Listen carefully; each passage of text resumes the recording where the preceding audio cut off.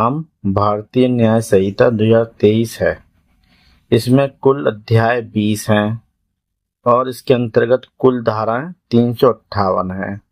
राष्ट्रपति द्वारा 25 दिसंबर 2023 को स्वीकृत तथा 25 दिसंबर 2023 को भारत का राजपत्र भाग 2 खंड 1 में यह प्रकाशित हुआ। भारतीय न्याय संहिता 2023 अध्याय 1 प्रारंभिक। धारा 1 संक्षिप्त नाम, प्रारंभ और लागू होना। धारा 2 परिभाषाएं। धारा 2 में परिभाषाएं दी गई हैं। धारा 2 की उपधारा 1 में कार्य की परिभाषा दी गई है। धारा 2 की उपधारा 2 में जीव जंतु के बारे में बताया गया।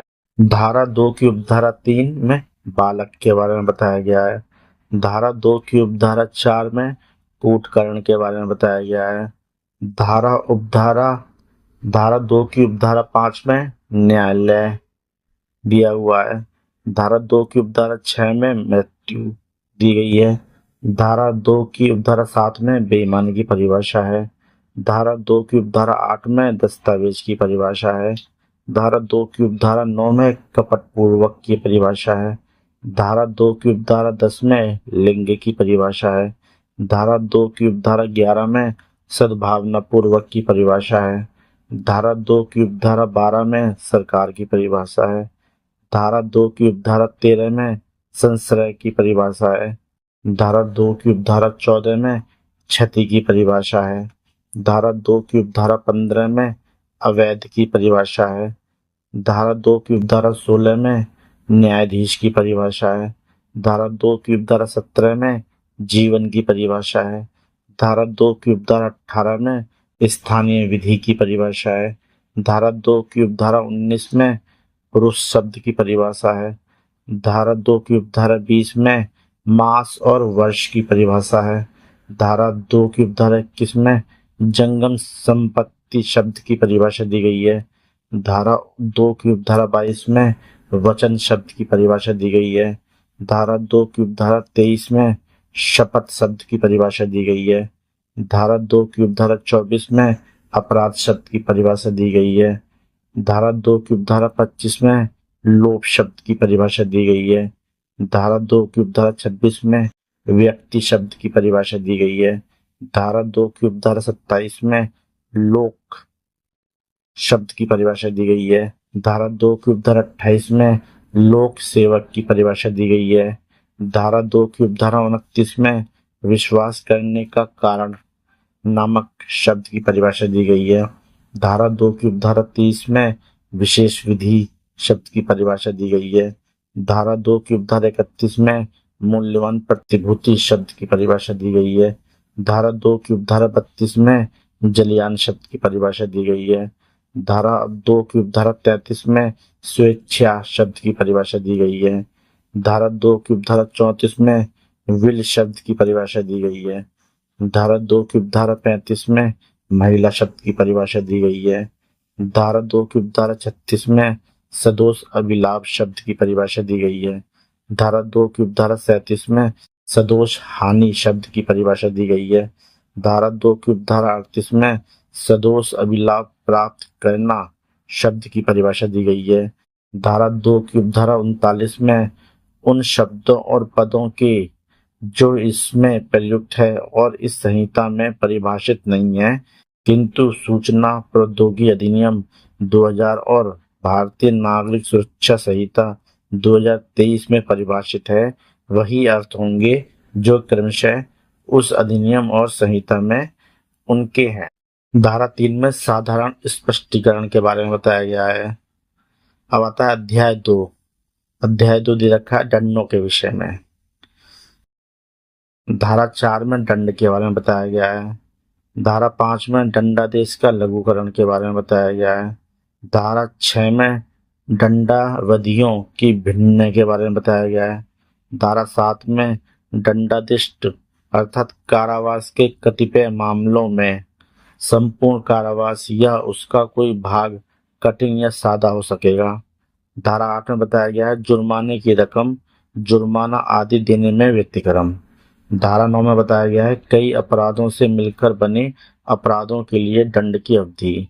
धारा 10 में बताया गया है कई अपराधों में से एक के दोषी व्यक्ति के लिए दंड, जबकि निर्णय में यह कथित है कि यह संदेह है कि वह किस अपराध का दोषी है। धारा 11 में एकांत परिरोध के बारे में बताया गया है। धारा 12 में एकांत परिरोध की अवधि के बारे में बताया गया है। धारा 13 में पूर्ण दोषसिद्धि के पश्चात कतिपय अपराधों के लिए वर्धित दंड के बारे में बताया गया है। अब अगला आता है अध्याय 3। इसमें साधारण अपवाद के बारे में बताया गया है। यह धारा 14 से शुरू होता है। धारा 14 में विधि द्वारा आबद्ध या तथ्य की भूल के कारण अपने आप को विधि द्वारा आबद्ध होने का विश्वास करने वाले व्यक्ति द्वारा किया गया कार्य के बारे में बताया गया है। धारा 15 में न्यायिक रूप से कार्य करते हुए न्यायाधीश का कार्य के बारे में बताया गया है। धारा 16 में न्यायालय के निर्णय या आदेश के अनुसरण में किया गया कार्य। धारा 17 में विधि द्वारा न्यायानुमत या तथ्य की भूल से अपने को विधि द्वारा न्यायानुमत होने का विश्वास करने वाले व्यक्ति द्वारा किया गया कार्य है। धारा 18 में विधिपूर्ण कार्य करने में दुर्घटना। धारा 19 में कार्य जिससे अपहानि कारित होना संभाव्य है किंतु जो आपराधिक आशय के बिना और अन्य अपहानि के निवारण के लिए किया गया है। धारा 19 कार्य जिससे अपहानि कारित होना संभाव्य है किंतु जो आपराधिक आशय के बिना और अन्य अपहानि के निवारण के लिए किया गया है। धारा 20 7 वर्ष से कम आयु के बालक का कार्य है। धारा 21 7 वर्ष से ऊपर किंतु 12 वर्ष से कम आयु के अपरिपक्व समझ के बालक का कार्य है। धारा 22 विकृत व्यक्ति का कार्य है। धारा 23 ऐसे व्यक्ति का कार्य जो अपनी इच्छा के विरुद्ध मत्तता में होने के कारण निर्णय में पहुंचने में असमर्थ है। धारा 24 किसी व्यक्ति द्वारा जो मत्तता में किया गया अपराध जिसमें विशिष्ट आशय या ज्ञान का होना अपेक्षित है। धारा 25 सम्मति से किया गया कार्य जिससे मृत्यु या घोर उपहति कारित करने का आशय न हो और न उसकी संभाव्यता का ज्ञान हो।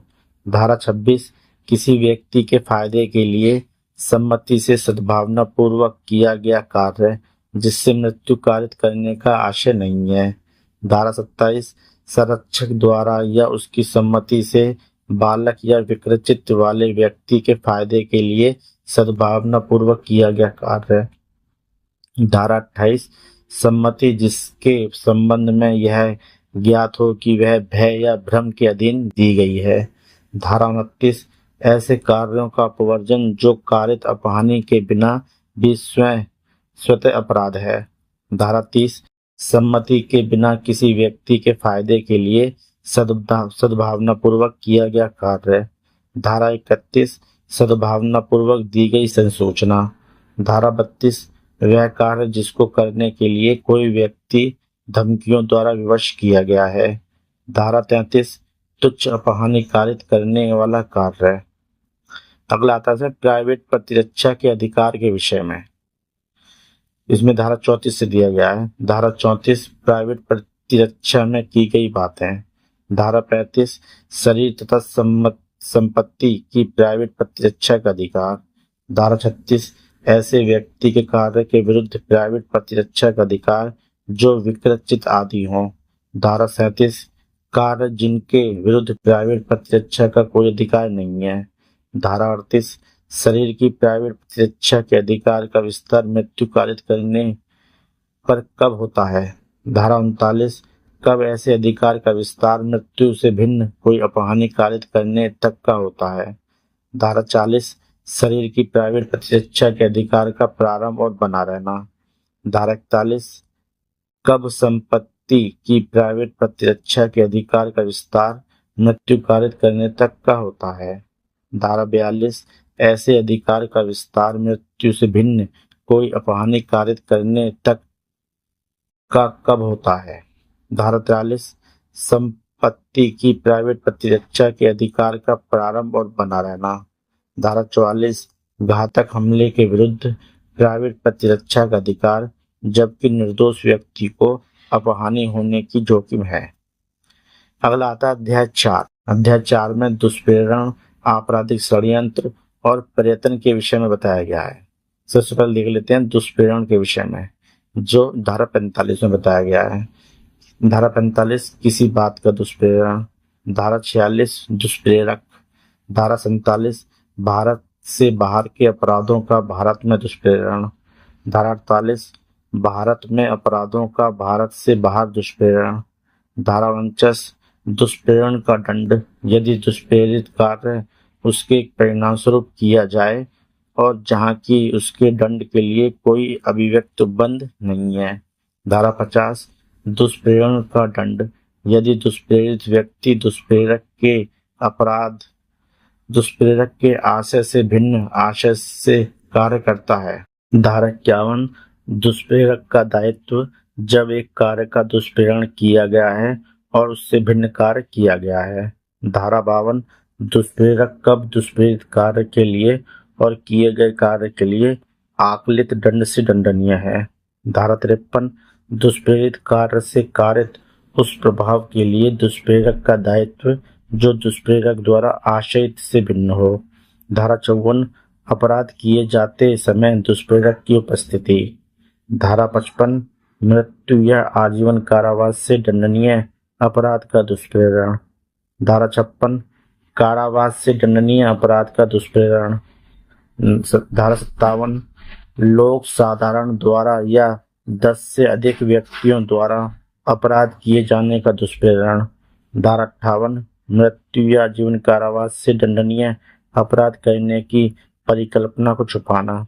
धारा 59 किसी ऐसे अपराध के किए जाने की परिकल्पना का लोक सेवक द्वारा छुपाया जाना जिसका निवारण करना उसका कर्तव्य है। धारा 60 कारावास से दंडनीय अपराध करने की परिकल्पना को छुपाना। अब आता है आपराधिक षड्यंत्र के विषय में, जो धारा 61 में बताया गया है। धारा 61 आपराधिक षड्यंत्र। अब अगला आता है प्रयत्न के विषय में, जिसे धारा 62 में बताया गया है। धारा 62 आजीवन कारावास या अन्य कारावास से दंडनीय अपराधों को करने के प्रयत्न के लिए दंड। अगला आता है अध्याय 5। अध्याय 5 के अंतर्गत महिला और बालक के विरुद्ध अपराधों के विषय में है। इसके अंतर्गत लैंगिक अपराधों के विषय में शुरू होता है। यह धारा 63 से। धारा 63 में बताया गया है बलात्संगत। धारा 64 में बताया गया है बलात्संगत के लिए दंड।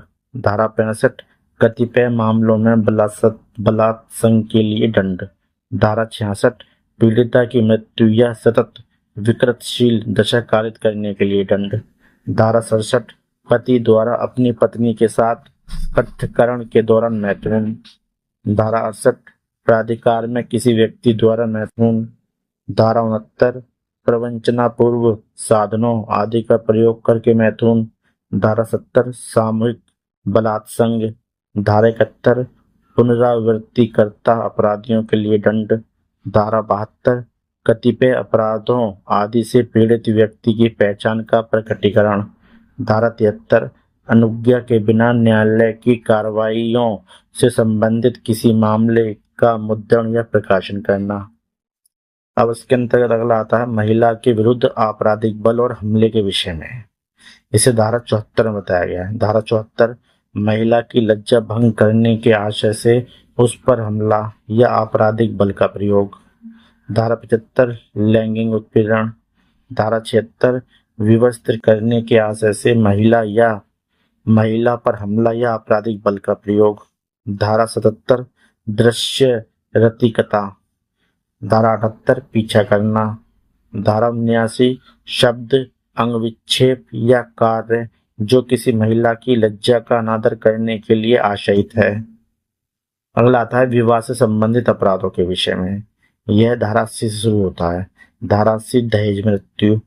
धारा 81 विधि पूर्व विवाह का प्रवंचना से विश्वास उत्प्रेरित करने वाले पुरुष द्वारा कारित सहवास। धारा 82 पति या पत्नी के जीवन काल में पुनः विवाह करना। धारा 83 विधि पूर्ण विवाह के बिना कपटपूर्ण विवाह कर्म पूरा कर लेना। धारा 84 विवाहित महिला को आपराधिक आशय से फुसलाकर ले जाना या निरुद्ध रखना।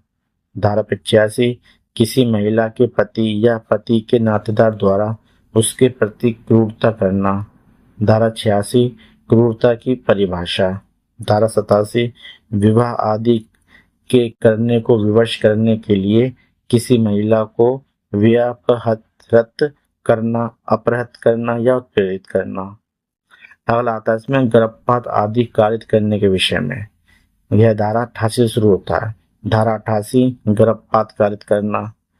धारा 89 महिला की सम्मति के बिना गर्भपात कारित करना। धारा 90 गर्भपात कारित करने के आशय से किए गए कार्य द्वारा कारित मृत्यु।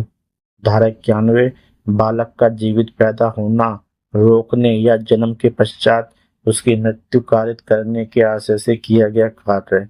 धारा 92 ऐसे कार्य द्वारा जो आपराधिक मानववध की कोटि में आता है किसी सजीव अजात बालक की मृत्यु कारित करना।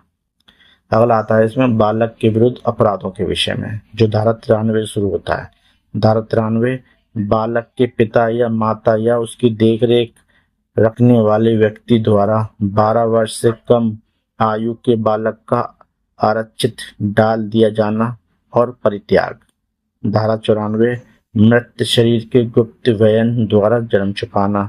धारा 95 अपराध को कारित करने के लिए बालक को भाड़े पर लेना, नियोजित करना या नियुक्त करना। धारा 96 बालक का उपापन।